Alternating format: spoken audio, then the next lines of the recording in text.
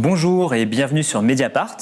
Il y a un an, presque jour pour jour, le 1er octobre 2021, une réforme majeure de l'assurance chômage entrait en vigueur définitivement.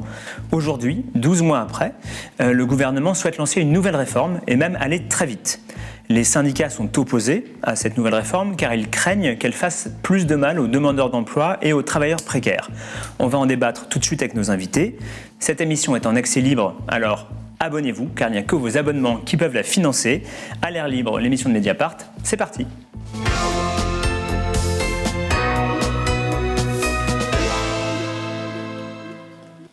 Et si la durée des allocations chômage que vous touchez dépendait du nombre de chômeurs en France au moment où vous avez perdu votre emploi? Et si, quand la conjoncture est bonne, il fallait avoir travaillé plus longtemps pour avoir le droit de toucher des indemnités? Voilà les pistes sur lesquelles le gouvernement travaille. Très bientôt, une loi devrait être examinée à l'Assemblée nationale pour donner l'autorisation au gouvernement de prendre des décisions sur les réformes de l'assurance chômage. Et on va en parler avec notre premier invité, Marc Ferracci, bonjour. Bonjour. Vous serez le rapporteur à l'Assemblée nationale de ce projet de loi. Tout à fait. Vous êtes député du groupe Renaissance, qui est le nouveau nom du groupe macroniste. Vous êtes économiste, spécialiste des questions d'emploi. Et on reçoit également Adrien Clouet, bonjour. Bonjour. Vous êtes député également, issu de la France Insoumise, et vous êtes également sociologue du travail. Donc, on va parler de ces sujets. Vous avez très récemment, je montre le livre, publié un livre aux éditions du Croquant qui s'appelle « Emploi non pourvu, une offensive contre le salariat ». Donc on va discuter tout de suite de la réforme de l'assurance chômage.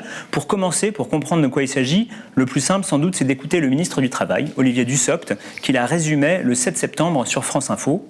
On écoute. Le président de la République, pendant sa campagne, et le 14 juillet, a indiqué qu'il souhaitait, et évidemment nous partageons ce souhait, qu'un critère nouveau soit intégré, un critère de modulation. Le principe est simple. Quand les choses vont très bien, il faut que les règles soient plus incitatives, et quand les choses vont moins bien, il faut que les règles soient plus protectrices. Ça veut dire quoi quand les choses vont très bien? Quand vous avez de la croissance économique, de la création d'emplois, quand vous avez un rapport entre le nombre d'offres d'emplois vacants et le nombre de demandeurs d'emploi inscrits, et que nous sommes dans des tensions de recrutement. Aujourd'hui, je le disais, nous sommes à 7,4% de chômage, et la première difficulté des entreprises, c'est de recruter.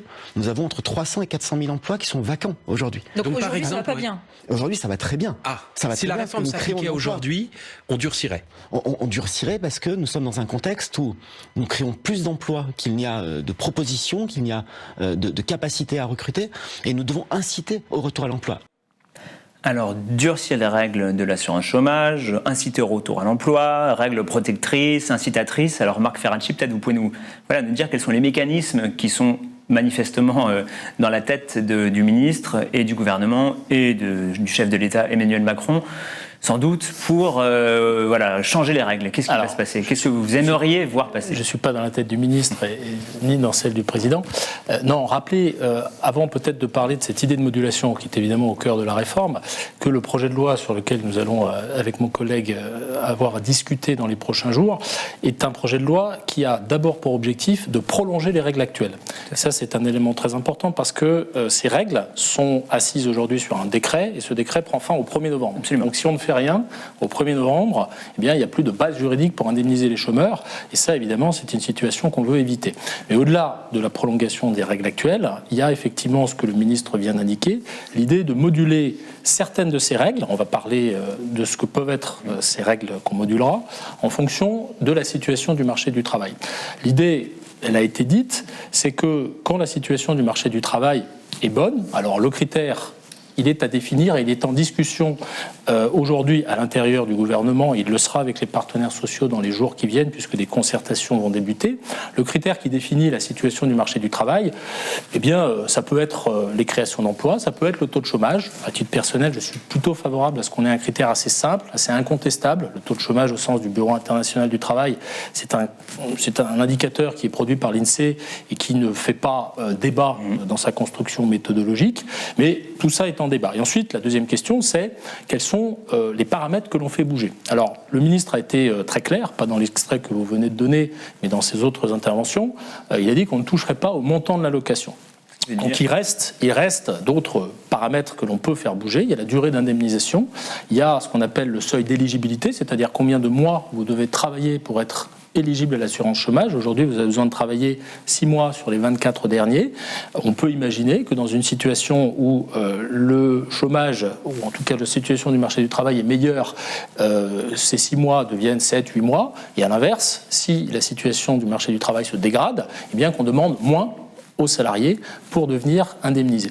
Donc voilà ce que sont aujourd'hui les pistes. Le dernier, oui, pardon. Et simplement, j'en termine sur la philosophie et sur cet équilibre finalement entre protéger et inciter. Ce sont les deux objectifs d'un système d'assurance chômage. Protéger les demandeurs d'emploi contre les pertes de revenus quand ça va mal et en même temps inciter au retour à l'emploi. Et la philosophie de cette réforme, c'est que cet équilibre, il n'est pas forcément le même en fonction de la conjoncture. Et d'ailleurs, on aura l'occasion d'en parler, les études le montrent, lorsque le marché du travail va bien, ça signifie généralement qu'il y a plus d'opportunités pour reprendre un emploi et que les durées de chômage, de ce fait, assez naturellement se raccourcissent. Dans ce contexte, il est assez logique que les durées d'indemnisation se raccourcissent elles-mêmes. Et à l'inverse, quand ça se dégrade, eh bien, il faut rallonger les choses. Ok, donc c'est vrai que c'est une transformation de la philosophie même du système, des conventions de l'assurance chômage qui sont en vigueur jusqu'à présent. Donc Adrien Clouet, vous, quand vous entendez ce principe, cette proposition de modulation, qui, on ne va pas se le cacher, a de très bonnes chances d'entrer en vigueur, puisque la majorité de l'Assemblée, peut-être, devrait le valider. Enfin, on verra. En tout cas, c'est ce qui est vraiment dans la tête de l'exécutif. Ça vous inspire quoi quand vous entendez ça ? C'est une double rupture dans l'histoire du pays. C'est une rupture d'abord en matière de méthode, puisqu'on a là un texte de loi qui nous demande, à nous parlementaires, de donner au gouvernement un chèque en blanc pour pouvoir édicter les futures règles de l'assurance chômage, ce qui me pose problème, puisque soit on sait exactement ce qu'on veut faire, et dans ce cas-là que le gouvernement l'affiche pour obtenir le vote sur les modulations futures, soit il ne sait pas ce qu'il veut faire exactement. Dans ce cas-là, qu'on y réfléchisse collectivement, qu'il y ait un débat parlementaire avec les partenaires sociaux sérieux. Je vais juste faire une incise pour dire que jusqu'à présent, les règles étaient discutées par les partenaires sociaux, à savoir les représentants du patronal et les syndicats. La dernière fois qu'il y a eu ces discussions, en 2019, c'est cette réforme qui a fini par entrer totalement en vigueur en 2021. Les syndicats et le patronat ne se sont pas mis d'accord, alors le gouvernement a repris la main, comme il se l'était autorisé dans une loi qui était passée juste avant. Il a repris la main pour imposer déjà des règles qui, par exemple, je dis juste, ont fait passer la durée de travail nécessaire pour avoir droit au chômage, ça les a fait passer de 4 mois à 6 mois. Alors il a repris la main et il a tordu le bras. C'est quand même deux opérations distinctes, puisque au 1er juillet dernier, on devait recevoir une lettre de cadrage pour la relance des négociations collectives de la Convention UNEDIC, c'est-à-dire permettre aux syndicats et au patronat de discuter de ce qui allait advenir de l'assurance chômage. Ce courrier, visiblement, s'est perdu à la poste, il n'est jamais arrivé.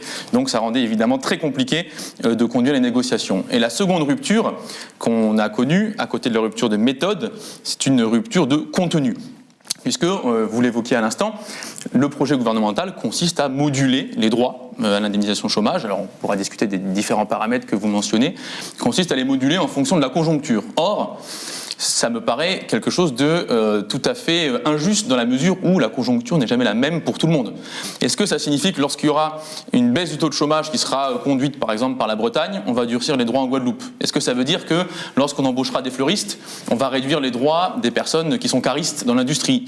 Est-ce que ça veut dire que lorsqu'on créera des emplois de cadres, on va réduire les droits des personnes qui sont détenteuses d'un brevet des collèges ? Bref, tout cela conduit à mettre à bas ou à minima à menacer très vivement la notion fondamentale de l'assurance chômage qui est celle de la solidarité interprofessionnelle. Okay.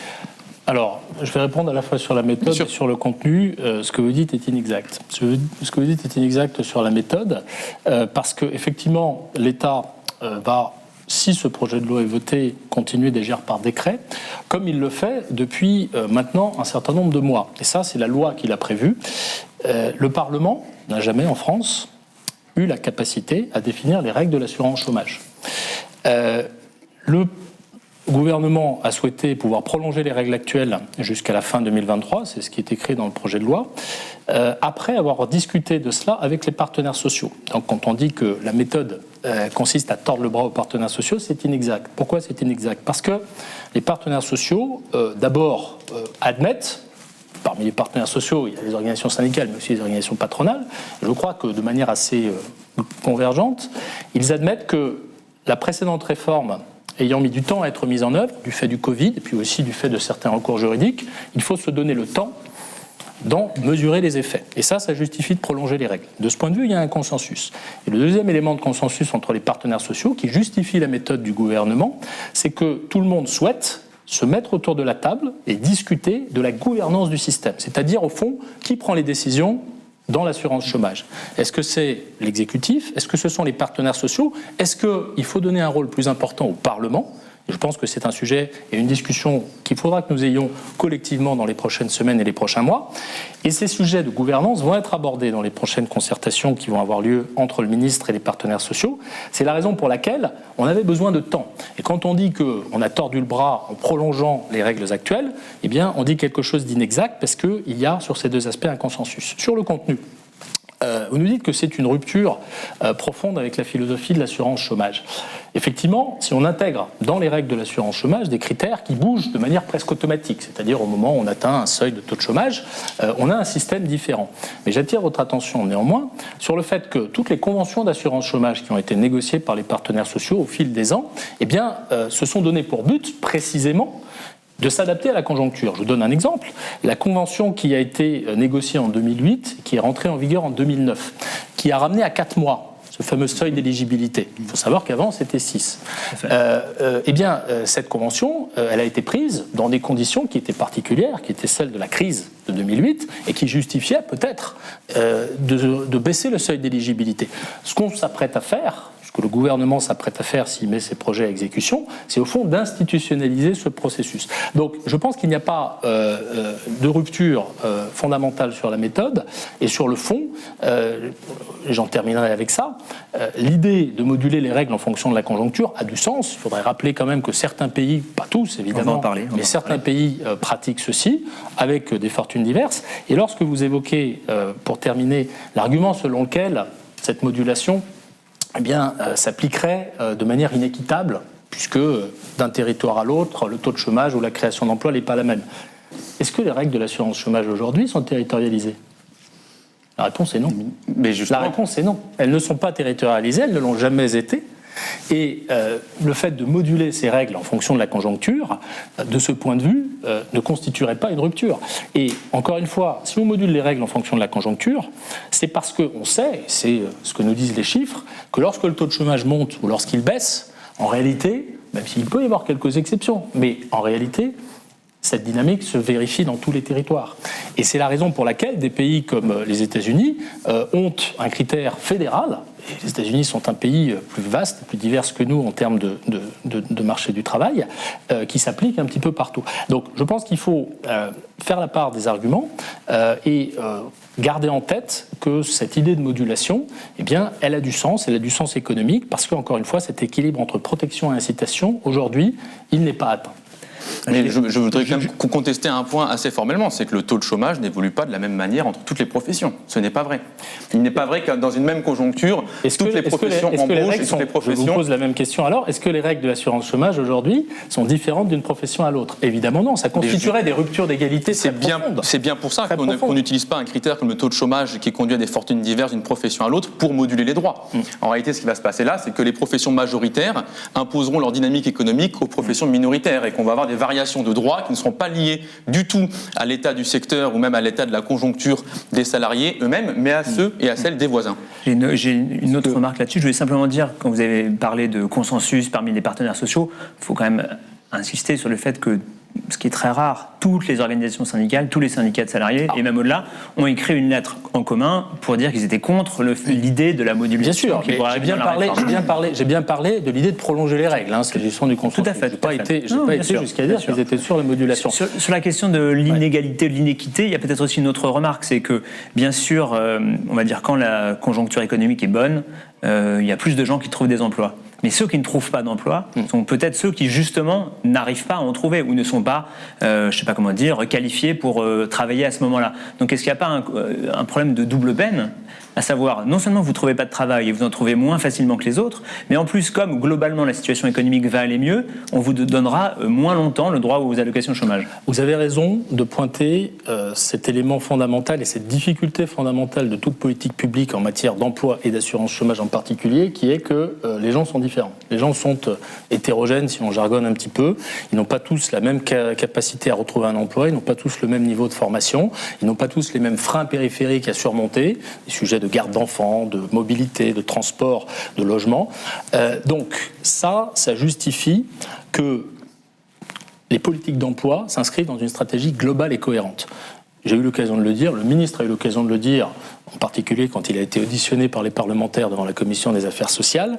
Cette réforme de l'assurance chômage n'est qu'une brique d'une stratégie plus globale et cohérente, dans laquelle figure notamment l'amélioration de l'accompagnement des privés d'emploi. Et j'utilise ce terme de privés d'emploi pour ne pas me limiter aux demandeurs d'emploi inscrits à Pôle emploi. Parmi les privés d'emploi, il y a les bénéficiaires du RSA, il y a les jeunes, et tous ces publics ont besoin collectivement d'avoir un accompagnement de qualité. Il y a la question de l'effort de formation. Il est possible qu'une partie des difficultés que rencontrent les entreprises pour recruter soit liée à un déficit de formation. Il est possible que ça soit lié à un déficit de mobilité géographique, mais il est également possible, et c'est ce que je défends à la lumière d'un certain nombre d'études qui montrent que les règles de l'assurance chômage ont un effet sur le retour à l'emploi, il est possible et probable que l'assurance chômage soit une partie du problème. Il faut avoir une vision globale, il faut avoir une vision cohérente, mais il ne faut évidemment pas laisser de côté les personnes qui ne peuvent pas réagir à l'incitation. Il y a des gens qui, si vous réduisez leur durée de chômage, seront dans une situation qui, en réalité, n'aura pas véritablement changé. Et à ces personnes, il faut procurer un accompagnement de qualité. Juste une petite incise pour dire que cette idée d'une réforme globale et cohérente, elle était déjà présente en 2019. Lorsque j'étais à ce moment-là au cabinet de la ministre du Travail de l'époque, Muriel Pénicaud, lorsqu'on a fait cette réforme en 2019, ça a été assez peu relevé, il était prévu par le gouvernement de baisser les effectifs de Pôle emploi de 4000 équivalents temps plein. Nous avons demandé et obtenu, ministère du Travail, que plutôt que moins 4000, on fasse plus 1000, précisément parce que pour accompagner la réforme que nous menions sur le registre de l'assurance chômage, nous étions conscients qu'un meilleur accompagnement était nécessaire. J'espère et je pense que dans les semaines et les mois qui viennent, le ministère du Travail et le ministre Olivier Dussopt aura cette vision globale et que des moyens supplémentaires seront mis sur l'accompagnement et sur la formation des plus fragiles. Ok, alors on va venir ensuite sur le cœur peut-être de vos différends sur les études qui indiquent qu'il peut y avoir des changements de comportement en fonction de où on en est dans ces allocations chômage. Mais avant, peut-être Adrien Clouet, quand vous entendez Marc Ferracci parler de une brique parmi d'autres, d'un accompagnement renforcé, est-ce que ça vous rassure ? Ah non, évidemment, s'il ne s'agit ici que d'une brique, forcément le mur m'inquiète un petit peu derrière, une fois qu'il sera construit. Mais il me semble, et c'est peut-être un de nos points de désaccord qui est important à mettre sur la table aujourd'hui, que l'assurance chômage n'est pas un problème dans le cadre de la recherche d'emploi, et n'est pas un problème pour les bénéficiaires. Elle n'est pas un problème pour une série de raisons différentes. La première, c'est que finalement, c'est l'assurance chômage, ce sont les allocations qui permettent la recherche d'emploi. C'est grâce à elles qu'on paye, vous l'avez dit tout à l'heure, c'est grâce à elles qu'on peut payer la garde d'enfants, qu'on peut payer un billet de TER, qu'on peut se rendre à l'entretien d'embauche, etc. Ce n'est pas non plus un problème dans la mesure où, au contraire, les personnes qui perdent leur allocation, généralement, sont évincées du circuit de formation. Donc en réalité, le fait de les indemniser et les indemniser longtemps est le moyen de permettre un accompagnement à terme sur une durée qui soit importante. Et enfin, pour une dernière raison, c'est que plus on met de pression sur la reprise d'emploi rapide des allocataires de l'assurance chômage, plus ils se dirigent vers des emplois précaires et plus ils reviennent en seconde instance 6, 7, 8, 9 mois plus tard, à l'expiration de leur CDD, à Pôle emploi. Donc on a, me semble-t-il, une logique politique qui a un caractère contre-productif vis-à-vis des objectifs qu'elle prétend entretenir. Voilà, on est peut-être au cœur du débat là. Enfin, c'est-à-dire que cette réforme, si elle entre en vigueur, a pour principe que moins on touche longtemps une allocation chômage, plus vite on va trouver un nouvel emploi. Et donc, selon vous, il y a des études et des chiffres, des données qui montrent ça ? Il y en a sur beaucoup sur des données de tout pays, il y en a également sur données françaises. Ce qu'on constate, c'est qu'à l'approche de la fin des droits à indemnisation, ça peut être 6 mois, ça peut être 12 mois, ça peut être 24 mois, le taux de retour à l'emploi, c'est-à-dire la proportion des gens qui vont retrouver effectivement un emploi, et je dis bien retrouver un emploi, M. Clouet, puisqu'on a eu cet échange, c'est pas uniquement la sortie des listes qu'on observe dans ces études, c'est bien le retour à l'emploi. Donc effectivement, le taux remonte. Et il y a une étude récente sur données françaises qui est particulièrement intéressante parce qu'elle permet de comprendre ce qui se passe en termes de mécanismes sous-jacents, puisqu'elle exploite aussi des données sur les offres auxquels les personnes répondent sur le site de Pôle emploi en tant que demandeurs d'emploi. Et on voit qu'à proximité de la fin de droit, eh bien, les personnes répondent tout simplement à plus d'offres et qu'assez naturellement, leur probabilité de retrouver un emploi remonte. Maintenant, ayons quand même en tête plusieurs choses, et je vais finalement prolonger ce que vous disiez tout à l'heure avec cette idée que tout le monde n'est pas pareil et tout le monde doit faire l'objet d'un traitement différent. Il y a aussi des études, celle à laquelle je pense est assez ancienne mais elle est intéressante, qui montrent que sur l'ensemble des demandeurs d'emploi, effectivement, quand la fin de droit approche, on sort plus, mais qui montrent que cet effet est en fond très différent suivant le niveau de qualification des gens. Qu'en réalité, ceux qui sont dans le 4e quartile, c'est-à-dire de salaire de référence, c'est-à-dire ceux qui sont les mieux payés, donc les plus qualifiés, eh bien on voit leur taux de retour à l'emploi remonter très fortement, alors que ceux qui sont les moins qualifiés, on voit que ce phénomène est beaucoup plus, même s'il existe, est beaucoup plus faible. Et ça rejoint l'argument que vous donniez, et ça justifie de mon point de vue qu'on différencie au maximum l'accompagnement des demandeurs d'emploi, mais encore une fois, ça ne fait pas obstacle à ce que, en moyenne, et on est obligé, je suis désolé de vous le dire, lorsqu'on mène des politiques publiques, de se fonder sur des résultats moyens. Parce qu'on ne peut pas mettre en place des règles différentes pour chacun, et même des règles différentes pour chaque profession ou pour chaque territoire. Donc on est obligé, évidemment pour éviter les ruptures d'égalité, de modifier les règles pour l'ensemble, ou en tout cas pour une très grande partie des demandeurs d'emploi. Et donc on est obligé de se baser sur des résultats d'études qui valent en moyenne. Ensuite, il faut faire attention à ceux qui sont sur le bord du chemin. Oui, mais regarder un résultat en moyenne n'empêche pas de se demander ce qu'il advient de ceux qui sont tout en bas Bien de sûr, l'échelle. c'est exactement ce que je viens d'expliquer. Alors, deux choses. Alors, d'abord, en effet, vous avez déjà eu des échanges, notamment sur Twitter, pour parler des études qui existent, etc. Donc, si je résume la situation, Adrien Clouet, vous n'y croyez pas. En fait, est-ce qu'il y a un effet alors, allez-y, dites-nous. Est-ce que c'est un effet d'abord, quand on arrive à la fin de ces allocations chômage, est-ce que oui ou non c'est un effet? Et puis surtout, est-ce que oui ou non c'est bénéfique pour le demandeur d'emploi et pour le marché du travail et pour l'économie française en général? Il y a deux questions différentes. Ouais. Moi, il me semble qu'au vu de la littérature, les résultats sont extrêmement contradictoires et donc on n'arrive pas à dégager un résultat extrêmement ferme dans le cas français à minima, dans les institutions telles qu'on les connaît dans notre pays, et que par ailleurs, dès lors que certaines études dégagent un résultat, elles convergent pour dire que la qualité d'emploi qui est reprise s'abaisse. Ce qui est déjà le cas aujourd'hui. On va rappeler que 44% des demandeurs d'emploi qui reprennent une activité la reprennent avec un salaire inférieur à celui qu'ils avaient auparavant. Il me semble que la priorité du moment, c'est au contraire d'améliorer le niveau salarial des emplois qui sont repris à la sortie de l'assurance chômage. Je vous laisse la parole, mais juste pour dire autrement, est-ce que ça veut dire que, on peut imaginer la situation de façon assez logique. Je touche le chômage, très bientôt je ne toucherai plus, donc je me précipite pour trouver un emploi, pour prendre un emploi, n'importe lequel, y compris peut-être un CDD à temps partiel. C'est ça qu'on appelle des emplois de mauvaise qualité. Ça veut dire pas du temps plein, sur des temps courts, souvent des horaires décalés ou des horaires un peu le matin et puis beaucoup le soir. Il n'y a pas que ça. C'est le côté emploi précaire, effectivement, ça joue un rôle. Les personnes qui se disent que de toute façon, elles vont plus avoir les moyens de survivre et qui donc prennent la première offre d'emploi qui passe. Et il y a aussi les personnes qui contractent leur projet de retour à l'emploi, qui ont un projet qui cible certains types d'emplois, qui veulent revenir à l'activité dans un secteur ou dans un type d'entreprise donné et qui, finalement, ont quelques semaines de moins pour mettre en concurrence les offres, pour voir laquelle est la plus attractive, la plus intéressante, et du coup, voient une diminution de leurs conditions de vie à la sortie du chômage. Là, je vais être un petit peu plus frontal, vous m'en excuserez. Mais non, je vous en prie. Mais ce que vous dites concernant la dégradation de l'emploi retrouvé en France est faux. Et je suis désolé de vous l'entendre dire parce que nous avons de concert participé à une audition dans le cadre de la préparation de ce PJL avec des spécialistes du sujet avec lesquels nous avons échangé sur les études existantes. Voilà ce que disent les études existantes. D'abord, cette question de l'impact que peut avoir la baisse de la durée d'indemnisation sur la qualité de l'emploi retrouvé, elle est réelle, elle est légitime. Il faut se la poser, et il faut se la poser d'autant plus que certaines études, et pour le coup des études sur données étrangères, mettent en évidence le fait que quand on réduit la durée d'indemnisation, c'est le cas notamment aux États-Unis, eh bien les gens reprennent des jobs avec des salaires plus faibles. D'accord ? Les deux seules études, à ma connaissance, mais ça en fait déjà deux, qui existent sur données françaises et qui ont investigué cette question-là, il y en a une qui date d'il y a quelques années, il y en a une beaucoup plus récente qui est sortie l'année dernière ou il y a 2 ans, aboutissent au même résultat. C'est-à-dire que la durée d'indemnisation n'a pas d'impact significatif sur la qualité des emplois retrouvés en tant qu'approximé par le salaire, qui est une bonne proxy, et puis c'est d'ailleurs la proxy que vous avez utilisée. Donc le chiffre de 44% que vous utilisez, d'où il vient? De l'UNEDIC, études bien sûr.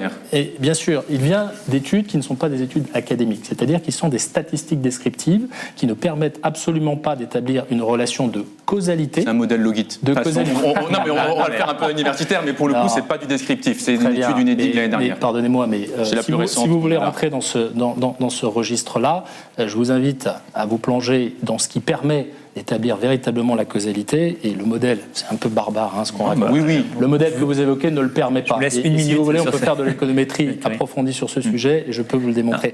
Donc, soyons clairs, les études qui font l'effort d'établir une relation de causalité, c'est très important la relation de causalité, parce que vous pouvez comparer des personnes dont la durée d'indemnisation a baissé.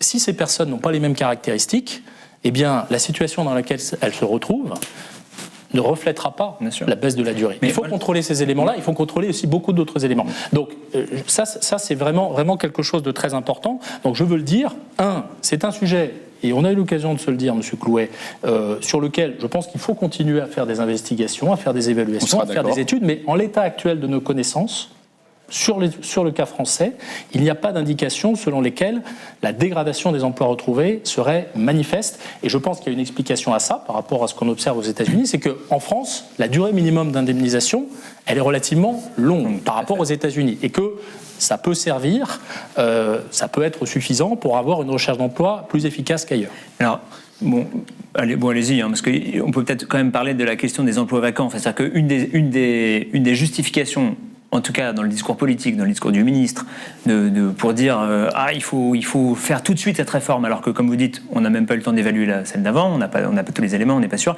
Il faut se dépêcher parce que les chefs d'entreprise ne trouvent pas de gens pour répondre à leur offre d'emploi. C'est quand même l'argumentaire politique qui est mené. Ça vous semble pertinent ou plutôt, je vais dire autrement, dans votre livre, vous indiquez que tous ces chiffres ne vous semblent pas pertinents. Ils sont pertinents, c'est-à-dire qu'ils ont une signification, ils ne sortent pas de nulle part. Mais en revanche, il me semble qu'ils ne disent pas ce qu'on veut leur faire dire. Donc, au contraire, on assiste en France aujourd'hui à un record de nombre de recrutements. Si on regarde le nombre d'emplois qui sont effectivement mis sur le marché et qui sont pourvus, on est à un record historique de recrutement dans le pays, qui connaît des variations. On n'a jamais connu un taux d'embauche en CDI aussi élevé qu'aujourd'hui. Donc je m'appuie sur les propos de mon collègue pour effectivement dire qu'il n'y a que très peu de problèmes de recrutement dans le pays aujourd'hui, et donc on ne saurait mobiliser cette question de difficulté de recrutement pour exercer une pression sur les chômeurs afin de les inciter à reprendre des activités qu'ils ne souhaiteraient pas reprendre pour des raisons de conditions d'emploi dégradées, etc. D'ailleurs, je me permets d'insister là-dessus parce qu'on parle beaucoup des chômeurs alors qu'on parle du marché du travail, mais moi, j'ai été voir encore ce matin, tout à l'heure, sur les serveurs de Pôle emploi, un peu quels étaient les types d'offres qu'on pouvait rencontrer à Toulouse. Alors, ici, c'est à Blagnac, mais si vous vous connectez, vous cherchez une offre d'emploi à Toulouse, vous tombez sur des emplois comme celui-ci.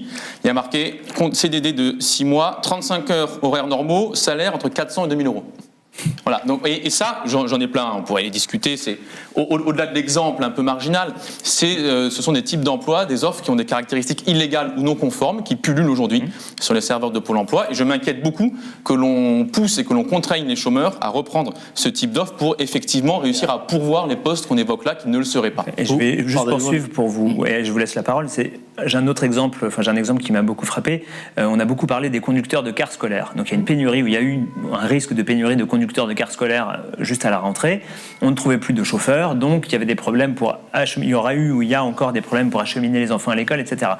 Bon, donc on peut se dire, il y a un problème, il faut pousser les gens à prendre ces offres. Mais ces offres, c'est quoi? Et je suis un peu tombé de ma chaise en réalisant ce que c'était. C'est des emplois qui sont payés en moyenne 450 € par mois, parce que c'est quelques heures le matin, puis une grande coupure, puis quelques heures le soir. Par ailleurs, un travail difficile, sur des horaires qui peuvent être pénibles, etc. Est-ce que le problème finalement pour le chef d'entreprise ou la collectivité qui cherche un chauffeur, c'est pas d'adapter un petit peu son offre en payant mieux, par exemple? Vous avez raison, et j'y reviens dans un instant. Je veux juste réagir aux propos qui ont été tenus. Je pense que vous mélangez beaucoup de questions qui sont assez différentes. Vous nous dites qu'il y a beaucoup de recrutement, donc il n'y a pas de problème de recrutement. Je suis désolé, on peut voir coexister sur le marché du travail des chiffres à des niveaux historiques en termes de nombre d'embauches et d'embauches en emploi stable, et laisser exister des difficultés de recrutement. énormément d'entreprises manifestent ces difficultés de recrutement. Il y a des études qui le montrent. Les études de Pôle emploi et de la DARES qui sont sorties il y a encore quelques semaines montrent que les tensions de recrutement n'ont jamais été à un niveau aussi élevé. Puis il y a aussi, j'ai envie de vous le dire, puisque vous citez des exemples issus du terrain en allant sur le site de Pôle emploi, il y a aussi ce que nous remontent les territoires, ce que remonte la presse quotidienne régionale un petit peu tous les jours ou toutes les semaines. Ces tensions de recrutement, il ne sert à rien de les masquer. Elles existent. Mais d'où ma question. Ensuite, les tensions de recrutement peuvent être sur des emplois ou des offres qui sont... C'est assez simple. La restauration, des emplois non payés, on demande des heures supplémentaires non payées, par exemple, ce qui arrive très souvent, dans des conditions difficiles, etc. Tout à fait. Et c'est l'autre aspect que je voulais signaler. Lorsque je disais tout à l'heure que la question des tensions de recrutement, elle a de multiples causes. Il y a de multiples facteurs qui l'expliquent. Et donc, la question de sa résolution implique d'agir sur de multiples leviers. Évidemment que l'attractivité des métiers en est un. L'attractivité des métiers en est un, puisque vous citez l'hôtellerie-restauration. À la fin de l'année 2021, il y a eu une renégociation de la convention collective de l'hôtellerie-restauration contrainte et forcée précisément par ces tensions de recrutement, avec une augmentation salariale de l'ordre de 16% en moyenne, ça allait jusqu'à 30% pour certains niveaux de qualification. Et on voit bien que ces tensions, elles exercent une pression sur les entreprises et sur les branches professionnelles. Est-ce que cette pression se traduit par suffisamment de changements et suffisamment d'efforts dans l'attractivité des métiers? Je ne le pense pas, mais il faut ici avoir en tête que les entreprises, et vous avez cité ces exemples des conducteurs de bus qui proposent des horaires décalés à des salaires trop faibles. Il y a un certain nombre d'entreprises, en particulier les petites et les moyennes entreprises, qui ne sont pas outillées pour recruter, qui ne sont pas outillées pour rédiger une offre qui sera rencontrer son public et rencontrer son marché. Il y a un rapport du Conseil d'analyse économique qui est sorti en début d'année qui fait ce constat, qui fait d'ailleurs la recommandation que aider les entreprises à recruter, et en particulier peut-être en renforçant le service public de l'emploi là-dessus, il y a 5500 conseillers à Pôle emploi qui sont chargés d'aider les entreprises à recruter, pourrait avoir du sens. Donc, je suis d'accord avec vous. Toutes les offres qui arrivent à Pôle emploi, il y en a 3 millions par trimestre, quand même, c'est 12 millions par an, et 9 millions, ça nous a été confirmé par Pôle emploi sur des contrats de plus d'un mois, quand même, donc c'est pas que des contrats extrêmement courts. 85% de ces offres sont pourvues dans des délais raisonnables, mais il en reste quand même un grand nombre qui ne sont pas pourvues. Donc il faut se poser autour de la table et savoir ce que sont les difficultés. Il y a des difficultés liées à la formation, il y a des difficultés liées à l'attractivité des métiers, il y a aussi, qu'on le veuille ou non, des difficultés liées à l'indemnisation. Et j'en termine avec ça. Lorsque certains acteurs, et en particulier les organisations syndicales, disent « le problème c'est les salaires sont trop faibles ». Le montant du salaire dans l'absolu n'a pas vraiment d'interprétation. Si vous avez un salaire très élevé et que le niveau de l'allocation est proche, et sachant que vous avez des coûts à aller travailler, vous avez des coûts pour prendre votre voiture, vous avez des coûts pour faire garder votre enfant, et le différentiel peut être en réalité nul, eh bien le montant du salaire n'explique rien, c'est le différentiel. Donc on a raison quand on dit que les salaires sont trop faibles, on a aussi raison quand on dit que l'allocation est peut-être trop longue ou trop élevée. Tout ça est compatible. C'est ça que je veux dire, et c'est ça qui justifie une approche globale. Mais c'est intéressant. Là, vous évoquez, je pense, le nerf de la guerre. Vous évoquez le fait qu'il y aurait un écart insuffisant. Donc moi, évidemment, on le disait tout à l'heure, je ne suis pas du tout convaincu par cette corrélation, notamment au vu du nombre de demandeurs d'emploi qui quittent l'UNEDIC, enfin qui quittent l'assurance chômage pour reprendre une activité qui est moins bien rémunérée que celle qu'ils avaient avant. Donc des gens, déjà aujourd'hui, par centaines de milliers, perdent de l'argent en retournant prendre une activité, c'est une réalité. Et deuxièmement, s'il y a cet écart que vous évoquez, dans ce cas-là, il me semble que sa résolution passe par la hausse des salaires et non pas par la baisse des allocations chômage. Et on revient sur un débat qu'on a eu beaucoup en juillet quand on a évoqué le PGL pouvoir d'achat. Il y avait des mesures, et un article en particulier dans ce PGL qui parlait des salaires minima de branche. On est confronté ici à un arbitrage politique. On sait que augmenter les salaires de manière indifférenciée, je dis bien indifférenciée, à l'échelle du pays dans son ensemble, ça n'est pas évidemment à la main du gouvernement, et même à l'échelle d'une branche professionnelle dans son ensemble, eh bien, c'est embarqué dans l'augmentation des entreprises qui ont tout à fait les moyens de le faire, parce qu'elles ont des gains de productivité, parce qu'elles ont les reins suffisamment solides. C'est aussi embarquer des entreprises qui n'ont pas les moyens de le faire. Et ça, c'est une évidence. Et ça peut avoir des effets sur la création et la destruction d'emplois. Donc c'est un arbitrage politique entre l'emploi et les salaires. Cette majorité, ce gouvernement, a posé un objectif politique qui est très clair. On veut le plein emploi avec l'idée, et je reviens sur l'exemple de l'hôtellerie-restauration tout à l'heure, avec l'idée que c'est précisément cette situation de plein emploi qui permettra de donner un plus fort pouvoir de négociation aux salariés. Et on le voit, et les gens qui sont dans les entreprises le savent bien, c'est plus facile d'aller négocier son augmentation annuelle ou sa NAO si c'est dans un cadre collectif quand il y a 4% de chômeurs que quand il y a 10% de chômeurs. Alors, on va bientôt terminer, mais je veux juste simplement dire qu'à Mediapart, on fait beaucoup de reportages dans les entreprises, on suit d'assez près les luttes dans les entreprises. En l'occurrence, ce qui, nous semble-t-il, en ce moment aide les salariés à négocier, c'est pas tellement le taux de chômage, c'est surtout le taux d'inflation. C'est-à-dire que les prix montent, et donc les salaires montent aussi, mais beaucoup moins vite. C'est-à-dire qu'on a une inflation autour de 6% sur un an, et une hausse des salaires autour de 3%. Mais je vous remercie d'indiquer qu'il y a un choix politique. Enfin, c'est tout naturel, et c'est tout gouvernement fait des choix politiques. Mais du coup, j'ai une question sur ce choix politique qui est un peu un paradoxe par rapport à la première réforme de l'assurance chômage. La première réforme, il s'agissait de réduire le recours au contrat court, dans les faits en sanctionnant, en impactant négativement les personnes qui alternent contrat court et période de chômage. Ils sont moins bien, ils touchent une allocation bien moins forte. Certains, parfois ça va jusqu'à 40%, ça touche des centaines de milliers de personnes, on ne sait même pas combien quand on n'a pas réussi à l'évaluer. Donc cette première réforme, on va dire, sanctionne les contrats courts. La deuxième réforme pousse les demandeurs d'emploi à prendre tous les contrats, y compris des contrats courts. Donc la deuxième réforme va pousser les gens à prendre des contrats courts, et en plus, du coup, va les sanctionner, parce qu'une fois qu'ils auront pris un contrat court, ils auront les effets de la première réforme qui sanctionne les contrats courts. Est-ce qu'il n'y a pas une contradiction politique là ? Non, il n'y a pas de contradiction, pour les raisons que j'indiquais tout à l'heure. D'abord parce que les opportunités d'embauche ne sont pas uniquement des contrats courts, je le répète, 9 millions d'offres par an à Pôle emploi qui sont sur des contrats de plus d'un mois. Alors, vous allez me dire, un mois, c'est pas beaucoup. Les contrats courts, pardon, il y a tout ça. Entre 1 et 6 mois. Sauf que la réforme... Ça peut être 12 pour occuper quelqu'un un an. La réforme précédente partait d'un constat documenté, c'était que les contrats de moins d'un mois représentaient 70% des embauches. Et surtout, c'est peut-être ça le plus important et quelque part le plus préoccupant, 75% de ces contrats de moins d'un mois correspondaient à des réembauches chez le même employeur. Ça signifie que l'assurance chômage elle sert toujours un peu, mais la réforme précédente qu'on va évaluer vise à limiter ce phénomène, servait non pas de revenus de remplacement entre deux emplois, et entre deux emplois qu'on espère les plus stables possibles et les mieux rémunérés possibles. J'espère, Monsieur Clouet, que vous ne pensez pas que je souhaite le malheur des salariés avec des emplois courts je n'ai jamais dit ça. Je sais que ce n'est pas votre état d'esprit, mais en tout cas, cette réforme partait de ce constat-là, parce qu'il y a des relations d'emploi durables qui parfois duraient des années entre un employeur et un salarié, avec des contrats de 3-4 jours par semaine, financés par l'assurance chômage sur les jours restants de la semaine, qui coûtaient extrêmement cher. Les CDD et l'intérim, c'est 9 milliards de déficit pour l'UNEDIC.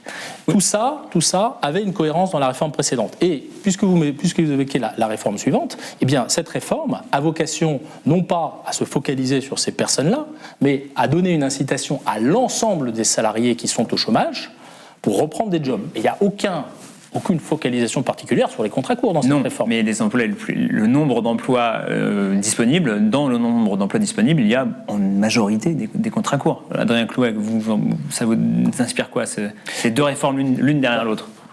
Moi, effectivement, j'y vois aussi une contradiction à laquelle j'ajouterais la suppression du forfait de 10 €, par exemple, sur les CDD d'usage. Il me semble que le gouvernement tape un coup d'un côté, un coup de l'autre sur la précarité, mais avec une ligne rouge qui est celle de toujours mettre à contribution les chômeurs, les chômeuses ou les salariés. C'est-à-dire que le point commun de ces différentes réformes qu'on évoque, c'est qu'elles ne régulent jamais les contrats de travail en tant que tels. Au contraire, on voit une prolifération, une facilitation du recours à différents types de contrats de travail anormaux, donc hors CDI. Et je ne saisis pas pourquoi le gouvernement, s'il veut mener cette lutte à la précarité, le fait en bougeant le revenu des personnes, en bougeant le revenu des salariés et non pas en contraignant les employeurs et les employeuses dans leur choix. Et par ailleurs, c'est un sujet qu'on a pu voir ensemble durant les auditions. On ne sait toujours pas à l'heure actuelle combien de chômeuses et de chômeurs sont passés sous le seuil de pauvreté depuis la réforme de l'année dernière, ce qui quand même me semblerait être l'information la plus cruciale pour pouvoir s'exprimer, se positionner sur l'avenir du système d'assurance chômage. Sur ce que vous venez d'indiquer, à savoir que les entreprises ne sont pas ou ne seraient pas mises à contribution, vous le savez, c'est faux. On va d'ailleurs en discuter dans le cadre du projet de loi, puisqu'il y a un article qui porte spécifiquement là-dessus. Un dispositif qui est inédit en France a été mis en place par la loi Avenir Professionnel de 2018, qui est un dispositif de bonus-malus. Ça signifie concrètement que les entreprises qui ont le plus recours aux contrats courts dans un nombre limitatif de secteurs, et je devance probablement votre remarque. Moi, je suis favorable à ce que ce dispositif soit étendu à l'ensemble de l'économie. Je l'étais au moment où la réforme a eu lieu, je le suis toujours. J'espère que ça sera le cas. Aujourd'hui, ça correspond à 7 secteurs. ça va être ce secteur d'ici quelques mois, qui ont le plus recours aux contrats courts et dont le taux de séparation, c'est-à-dire le nombre de fins de contrat avec une inscription à Pôle emploi, est le plus élevé. À ces entreprises, on dit, si vous êtes au-dessus de la médiane de votre secteur, eh ben vous avez un malus. Ça veut dire que vous payez plus de cotisations patronales d'assurance chômage. C'est un élément de sanction. On ne peut pas dire qu'on ne fait rien. Aux entreprises qui sont en dessous, on donne un bonus. Bien. Et cet élément de sanction est entré en vigueur bien après la sanction qui...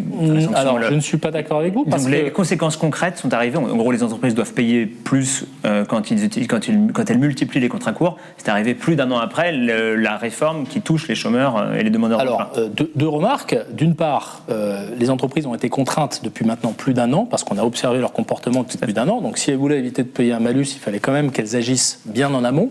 Et deuxième élément, les règles d'indemnisation, elles ne se sont pas appliquées d'un seul coup à l'intégralité des demandeurs d'emploi. Comme vous le savez, elles sont sur le flux, et donc il y a une montée en charge qui est elle-même très progressive. Donc ce débat autour des dates de mise en œuvre des deux réformes, je pense qu'en réalité, il n'a pas beaucoup de sens. Et moi, ce qui pose problème dans le bonus-malus, c'est pas le côté malus, c'est le côté bonus. Et je trouve étonnant qu'aujourd'hui en France, on utilise l'argent de l'assurance chômage par une absence de rentrée fiscale, enfin de rentrée budgétaire, qu'on utilise l'argent de l'assurance chômage pour récompenser des employeurs qui font leur boulot, c'est-à-dire recruter en CDI. Alors, deux remarques. D'abord, les embauches en CDI n'ont jamais été à un niveau aussi élevé. Elles étaient à 48% du flux d'embauche en 2017. Elles sont à 52% aujourd'hui. Il y a de multiples facteurs qui l'expliquent. Je ne suis pas en train de dire que ce sont les réformes. Il est possible, pas évident, mais que, par exemple, la barémisation des indemnités de licenciement ait sécurisé quelques employeurs. On le saura un jour quand les données le permettront. Mais sur cette question du bonus-malus, il n'y a pas de mise à contribution de l'argent de l'UNEDIC. Les bonus et les malus s'équilibrent. Donc, il n'y a absolument pas de dépenses additionnelles liées au fait de mettre des entreprises en bonus. On renonce à des recettes qu'on aurait avec le programme de malus. Si on taxe, mais c'est ça l'enjeu, c'est taxer les contrats courts pour permettre d'indemniser mieux les demandeurs d'emploi, pas faire un jeu à je vais vous dire un truc, c'est quelque chose qu'on assume et qu'on a assumé d'ailleurs durant tous nos débats de juillet, c'est que si vous mettez en place simplement un malus, vous avez une augmentation du taux de prélèvement obligatoire. C'est mécanique.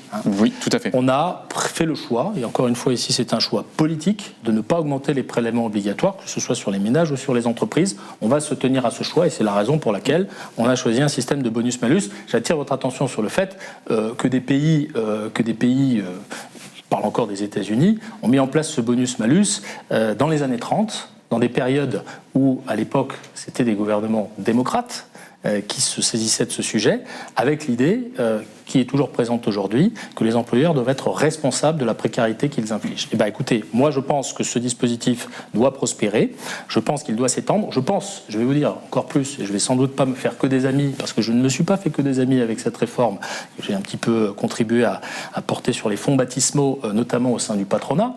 Je pense que les bornes de modulation des cotisations qui sont aujourd'hui à +1, -1, -1,05 précisément, gagneraient également à s'étendre. Voilà ce que je pense. Plus de pénalités. Plus de pénalités sur plus d'entreprises. Voilà ce que je pense. On aura l'occasion d'en rediscuter. Ouais, je suis désolé, je pense qu'on s'arrête là. C'est déjà un bon bout de débat, ça donne un avant-goût des débats parlementaires qui auront lieu très bientôt. Je vous remercie à tous les deux de vous être prêtés à l'exercice. Je vous remercie aussi de nous avoir suivis. Donc cette émission est en accès libre et c'est uniquement grâce à vos abonnements qu'on peut la financer. Alors abonnez-vous. Et aussi, venez nous rencontrer. Samedi prochain, le 24 septembre, c'est le festival de Mediapart. Ça se passe à Paris, au 104, de 11h à 23h. Il y aura des discussions avec l'équipe, des débats, des expos, des concerts. On vous attend. Alors à très vite sur Mediapart. Merci.